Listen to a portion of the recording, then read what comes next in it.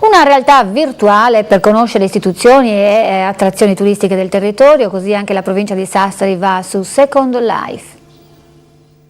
Personaggi immaginari, realtà virtuali per divertimento, per gioco, ma anche per rendere più accattivanti materie aride istituzionali o per scoprire attraverso un viaggio virtuale bellezze naturalistiche e attrazioni turistiche del territorio. Anche la provincia di Sassari ha scelto Second Life, un universo parallelo abitato da milioni di avatar, visitatori che possono crearsi la propria seconda vita all'interno di un ambiente libero e costruito secondo i propri gusti. Così da oggi, per esempio, con il progetto realizzato dall'amministrazione provinciale in collaborazione con Sardigna in Second Life presentato questa mattina, tutti gli appassionati avranno la possibilità di rivedere la ricostruzione virtuale tridimensionale della storica sala che ospita le assemblee consiliari, dei suoi arredi e delle preziose tele realizzate dal pittore siciliano Giuseppe Sciuti, ma anche visitare virtualmente spiagge, siti archeologici come il Nuraghe Santuantine e tutto il patrimonio naturale della provincia.